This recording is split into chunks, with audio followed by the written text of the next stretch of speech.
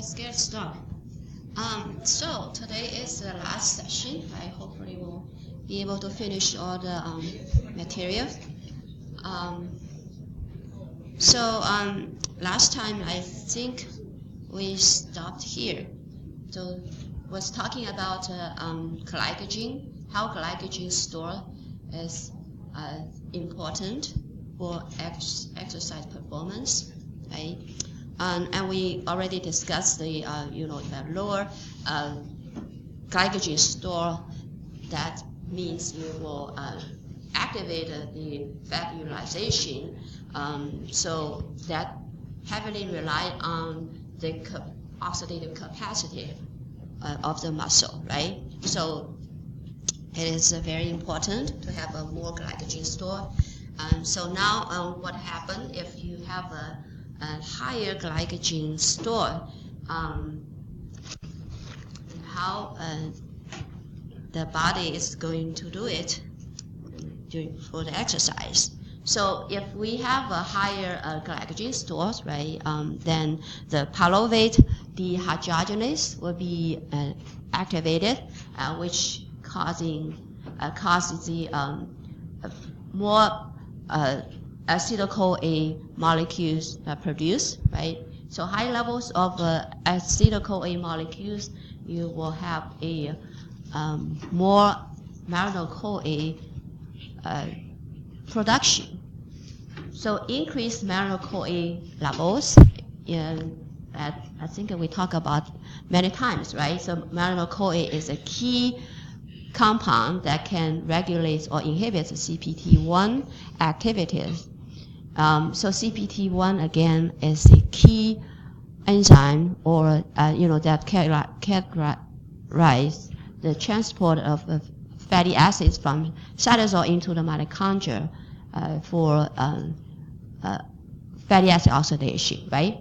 So again, when you have a higher glycogen stores, you tend to increase acetyl-CoA production, increase the malonyl-CoA levels, and which leading to the inhibition of CPT1 activity and reduce the transport of fatty acids into the mitochondria. So that means when you have a higher glycogen stores, then you less rely on the fatty acids oxidation for energy, right? Does that make sense? So again, and the reason is important because when during the exercise, particularly the later stage exercise or the high intensity exercise, the fat utilization capacity is decreased, right? In the normal physiological condition. So the glycogen store is very important, particularly for the later stage of exercise. And some of the concepts that I wanted to clarify here is that first, the lactate production. So lactate, we know mostly produced during anaerobic exercise, right? Type of a metabolism, and produced primarily by which type of fibers? 2X, right? So you just try to connect the lactate production with different kind of metabolic activities. And first, again, it's produced primarily during anaerobic exercise or anaerobic metabolism, and secondly, primarily produced by type 2X muscle fibers. And in terms of a metabolic pathway, the lactate produced by partial glycolysis, right? Glycolysis of glucose. And exercise intensity. So exercise intensity basically depends on the needs of ATPs. And defines based on the oxygen consumption, right? The percentage of maximum oxygen consumption or maximum oxygen oxidative capacity, and basically that related to the aerobic exercise, right? Does that make sense, right? It's because it's oxygen consumption. So the only aerobic exercise or metabolism needs oxygen, right, for oxidative metabolism. And the third thing that we wanted to characterize is utilization of carbohydrate and fatty acids or fat. So during the anaerobic exercise, the creatine, phosphate, and carbohydrate are the main metabolic fuels. We're going to talk more about this, right? The anaerobic exercise, because that happening during usually is like sprinting, like 100-meter sprinting type of exercise is anaerobic exercise. And that we explain the reason, because of this type of exercise happen very quick, right? Like 10 seconds. So the oxygen will not be quickly enough to deliver to the muscle for oxidative metabolism. So again, anaerobic exercise like 100-meter sprinting type of exercise usually use the creatine, phosphate, and carbohydrate, and both are usually already stored in the muscle, right? Like muscle glycogen. So are the main metabolic fuels. And fatty acids will not be the energy fuels for anaerobic exercise, right? Does that make sense? Okay, so try to remember this. And anaerobic exercise can use both carbohydrate and fat for energy. Right. So again, different type of exercise, they use different energy fuels for energy for ATP production.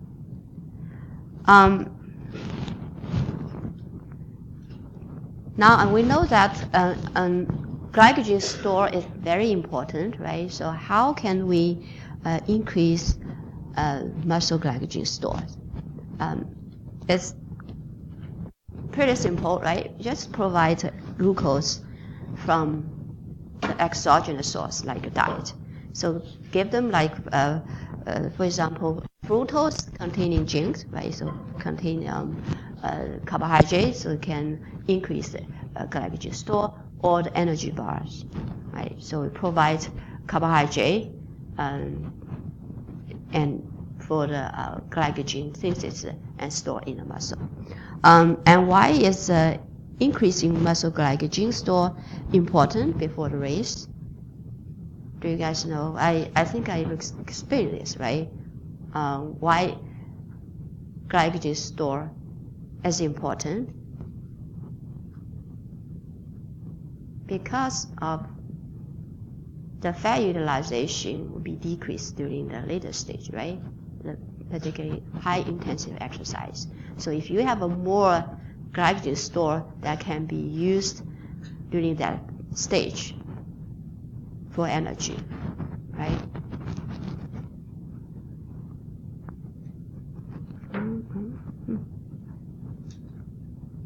Okay. Yeah, this is the reason.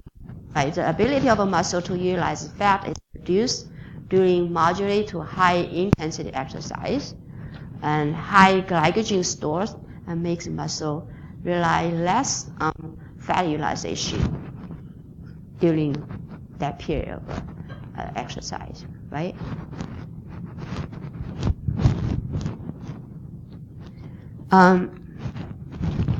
Now we try to understand understand the mechanism why fat oxidation is increased from rest to moderate intensive exercise and decrease from moderate to high intensive exercise, right? So now let's talk about the first stage, increase fat utilization during rest to moderate exercise, intensive exercise. Why does increased fat utilization? First, because of increased fatty acids availability. Right, during again resting to moderate intensive exercise, the epinephrine levels, right, catecholamine levels are increased, and which we know that is a strong stimuli of a lipolysis, right, in both adipose tissue and intracellular in the muscle. So catecholamine levels increase and insulin concentrations decrease because of decreased glucose level, right, during exercise. So both hormonal change work together, right? Increased catecholamine, decreased insulin, then can stimulate lipolysis in the adipose tissue and release fatty acids. And similar thing also happening inside of muscle. The muscle has a triglyceride stores, right? We know that. So catecholamine can also stimulate hydrolysis of intramuscular triglyceride and release fatty acids, right? So this all together will increase fatty acids availability, right? You have a more fatty acid available, breakdown from the adipose tissue and intramuscular triglyceride. So this is the first reason. And the second reason for why fat oxidation increase during rest to moderate intensive exercise is increased fat oxidation. You have an increased fatty acids, and that's not enough, right? Fatty acids need to be oxidized, and then for ATP production. So this process of fatty acid oxidation is also increased, and here is a mechanism. During the exercise, right, we know that the muscle utilize lots of ATPs for muscle contraction, so that will produce more AMP and reduce ATP levels, right, in the muscle. So AMP to ATP ratio actually become decreased, right? So decreased. So AMP and ATP ratio increase, which can stimulate AMPK, right, activity. So AMPK, we know, we've shown this diagram many times, right? It's very useful diagram. So AMPK can phosphorylate ACC, right, and activate ACC.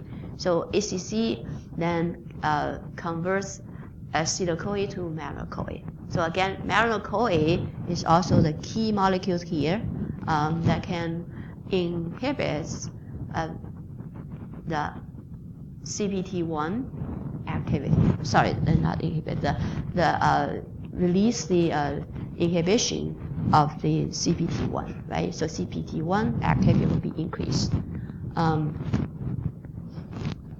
Oh, I'm sorry, I probably did something wrong.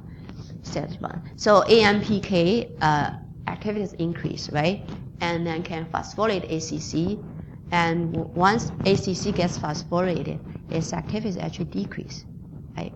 So then we're causing the decreased malonyl-CoA production, right?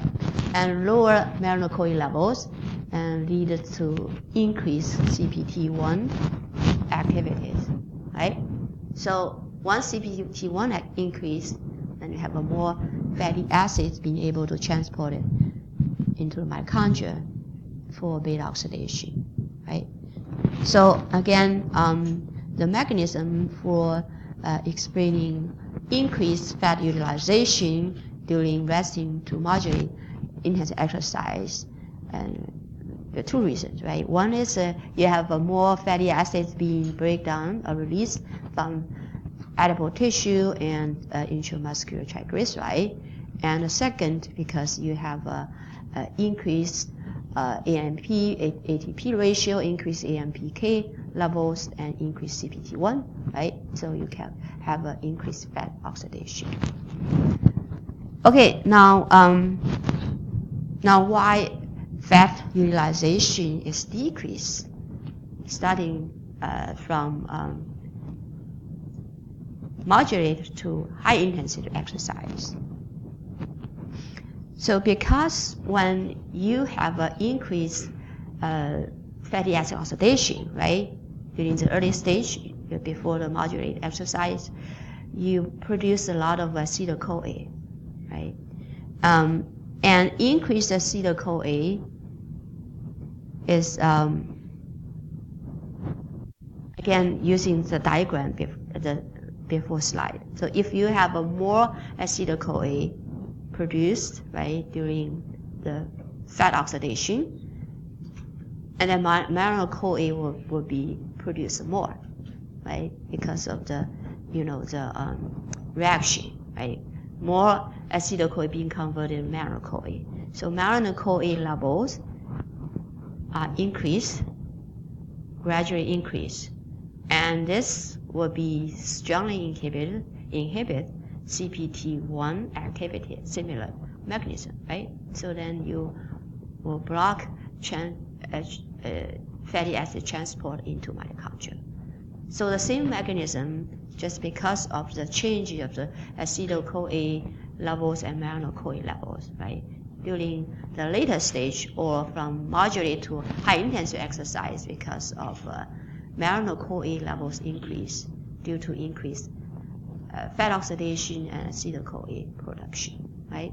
So then the CPT1 become decreased.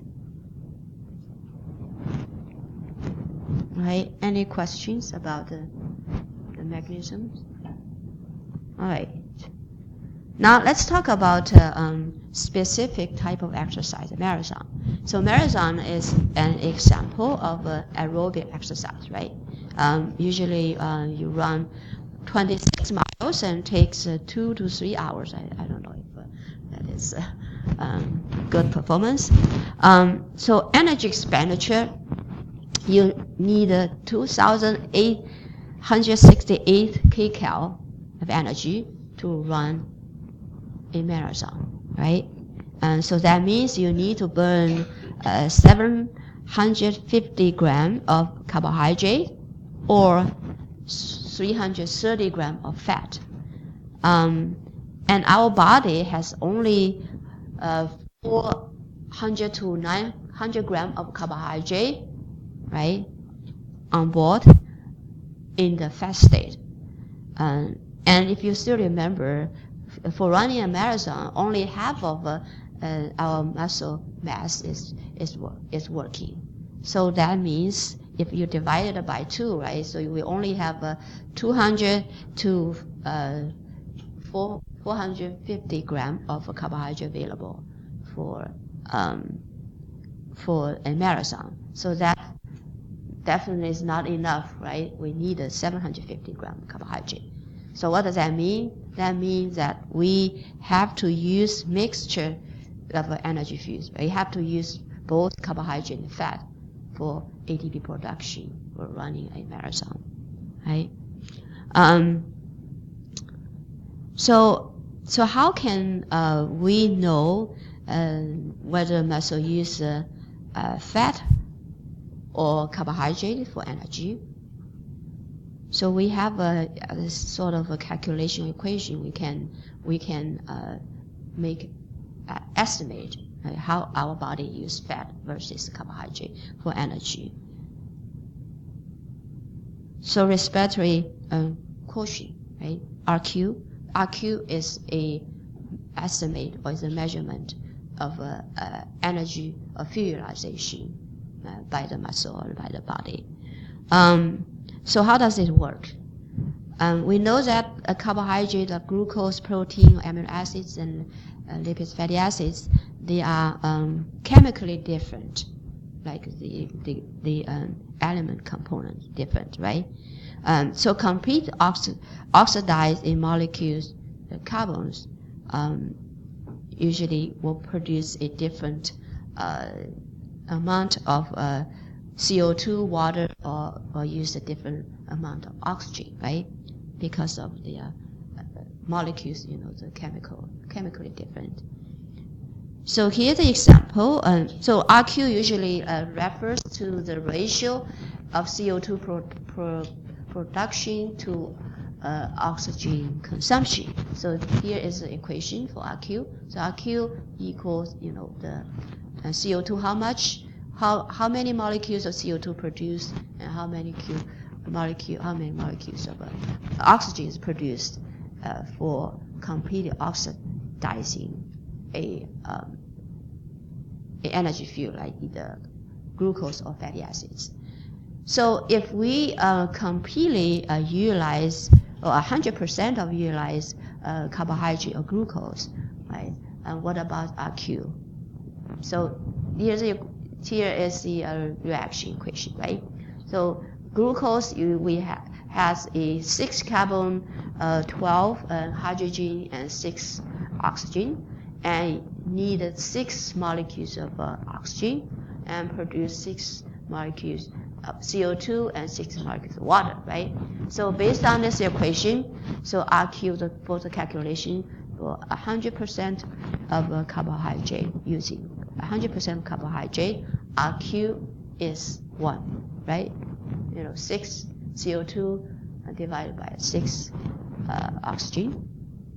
So again, if our body use 100% of carbohydrate and RQ is 1.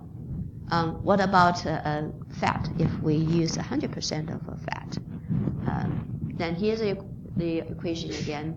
This is the palmitate, right, as an example. So for oxidize 1 molecules of palmitate, we need 23 molecules of oxygen and produce 16 molecules of CO2 and 16 molecules of water. And this is a calculation, right? So the RQ is 0.7. You just round it up, right? So now here's a question. The RQ for oxidation of a mixture of carbohydrate and fat. So the reality, we always use a mixture of a carbohydrate, the energy fuel, right, during exercise. So what about the RQ if we use a mixture of carbohydrate and fat? What would be the RQ? Can you give estimate the the range of the RQ? Would be, again, we use 100% of carbohydrate, RQ is 1, and fat, RQ is 0.7. So if we use a mixture of carbohydrate and fat, what is RQ? Would be, give a range. Yeah. Yes, excellent, right.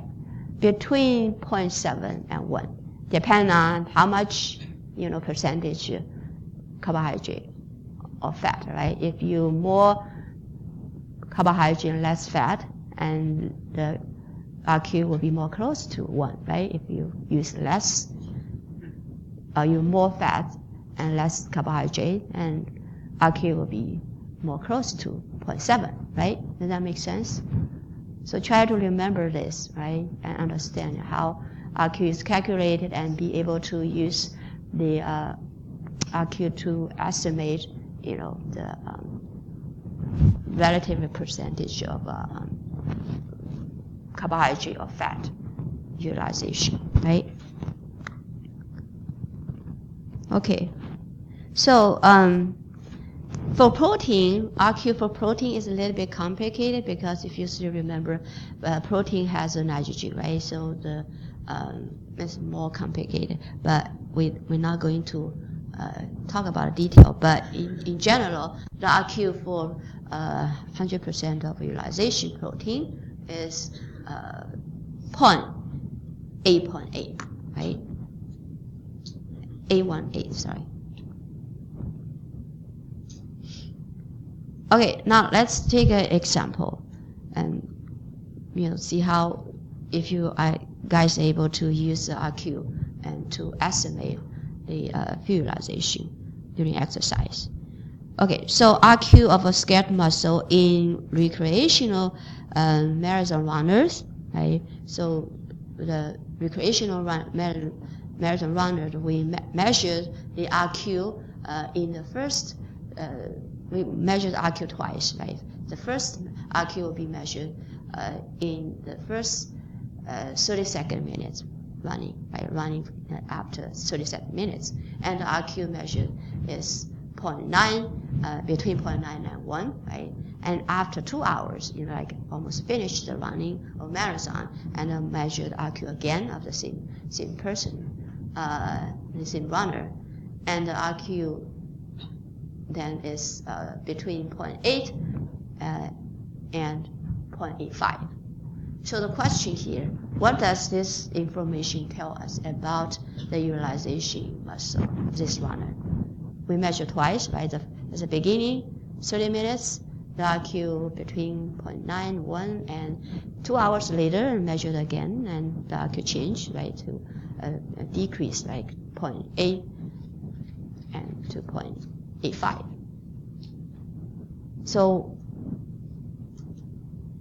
So what do you think? What kind of energy fuels does this runner use during the first 30 minutes and later after 2 hours later? Yeah. On the first 30 minutes, Uh huh. it's mainly carbohydrates, and then there's a switcher after 2 hours where there's still more carbohydrates being used, but there's more fats. Great. Yes. Thank you. So again, you can base on the RQ, and then to understand, the utilization of energy fuel change, right? So during, again, the 30 minutes, they use more carbohydrate, and later on, they utilize more fat being also utilized for ATP production.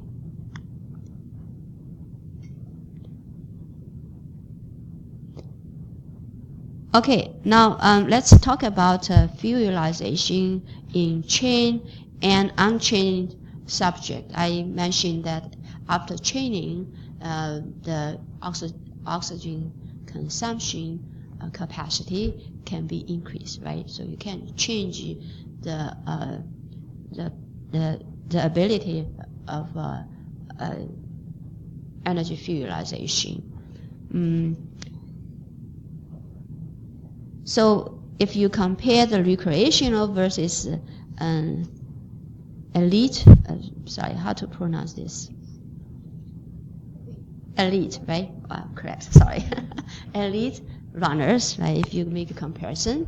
And so recreational runners usually have a gradual reduction in running efficiency, right? You very easily to get tired or fatigue something, right? So if running efficiency will be decreased, and have a pronounced switch of fuel utilization from carbohydrate in the beginning to fat, right, in the last part of race.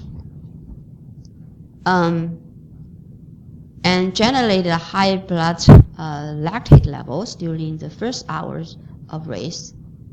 Right? So the recreation runner, very easy to produce a lot of lactate, right?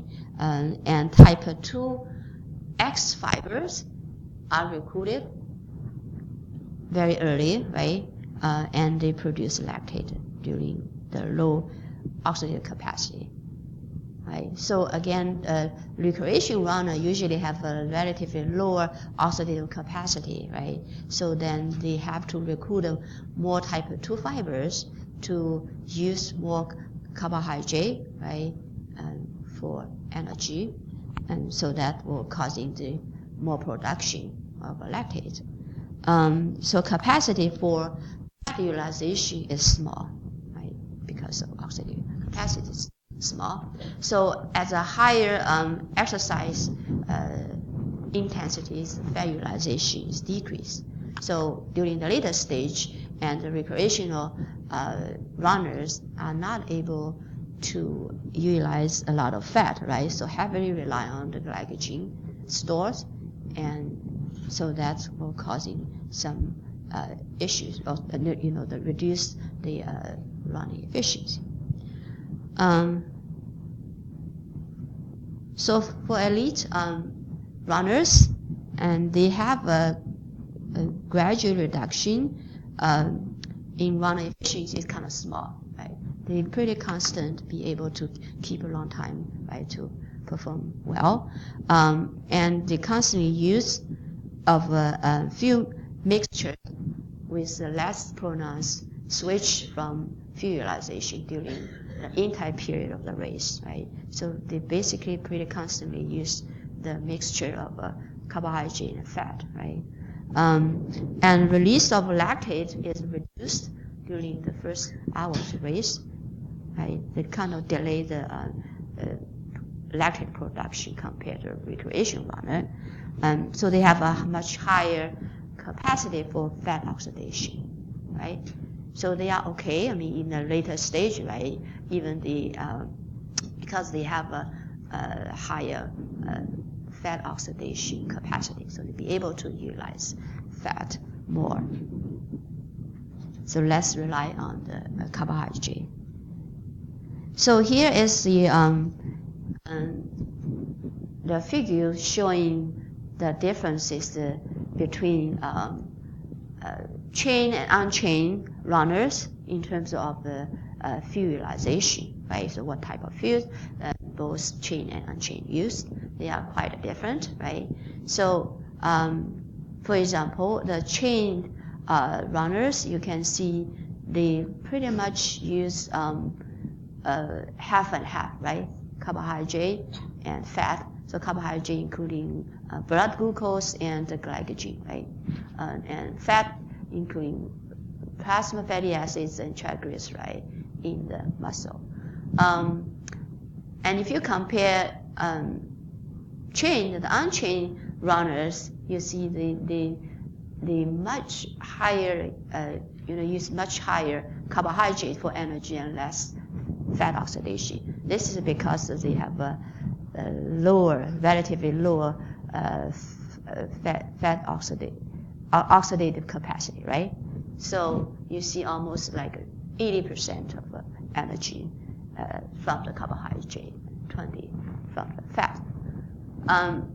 So here's sort of a summary of the comparison, the fuel utilization between chain and unchained. So unchained runners usually have a lower oxygen uptake and consumption, right? And they also utilize more carbohydrate, 75%, right, and less fat, 25% for energy, and fat utilization capacity is small, right, because of the lower oxygen consumption, right? They not be able to get enough oxygen for doing the oxidative metabolism. So more glucose is partially oxidized, right? And I mentioned, right, the more type 2 fibers is recruited. So the glucose mostly oxidizes through the partial glycolysis pathway, right? So produce more lactate in the unchained runners compared to the chain runner. So chain runner, they have a better oxidative capacity, right? So the glucose can be oxidized completely, so less lactate produced, right? Any questions about these differences? Okay. And more information about the comparison, the chain on chain, right, fuel utilization. So before, but just different way, before and after chaining, right? So like black dots, the line with the black dots represent the after chaining, right? And this circles before chaining. So if you look at from the bottom, the total energy levels, they are not different, right? Before and after. But the fat utilization here, so before the after chaining, the fat utilization abilities actually increase, right? But carbohydrate utilization abilities actually decrease, right? So in general, after chaining, the utilization of fat is increased and utilization of carbohydrate is decreased. Again, because of they have increase the oxidative capacity, right? Be able to, get more oxygen into the body because of the physiological adaptation, right? We described, increase the breath rate, increase the heart, the output. Yeah, here's more information about the physiological adaptation. So improvement in endurance, right, during exercise.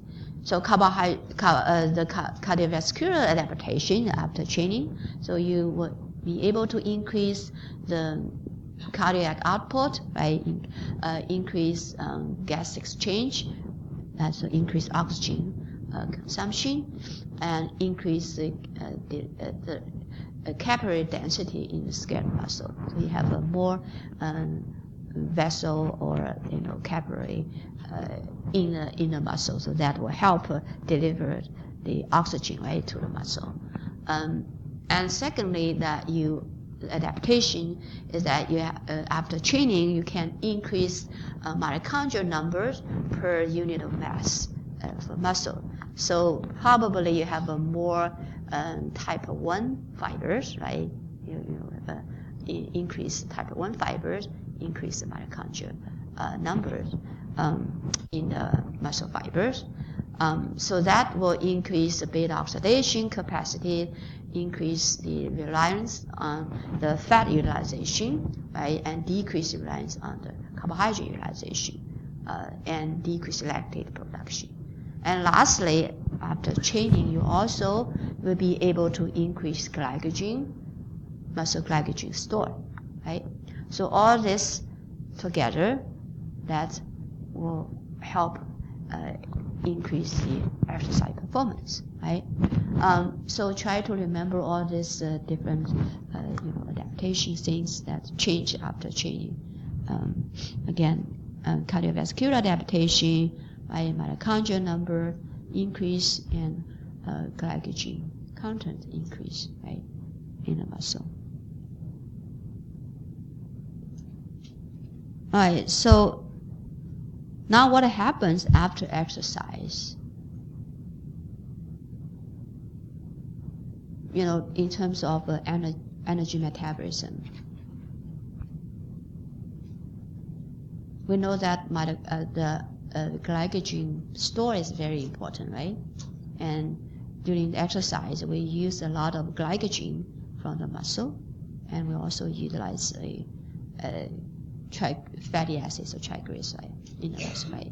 So what happens after the exercise to this energy sources of stores?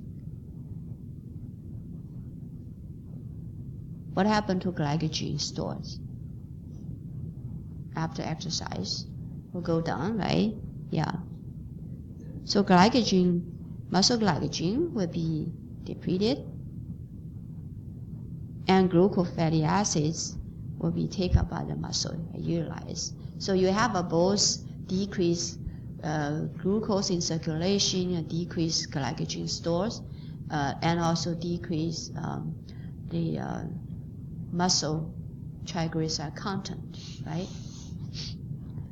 And insulin sensitivity in the muscle actually increased, and the major source of fuel. Okay, here's the question. I think kind of interesting, right? So in the first 18 hours recovery, like you finish the game, right? Finish the race, and then the following 18 hours. So during this 18 hours period, what do you think the major energy fuel the body will use?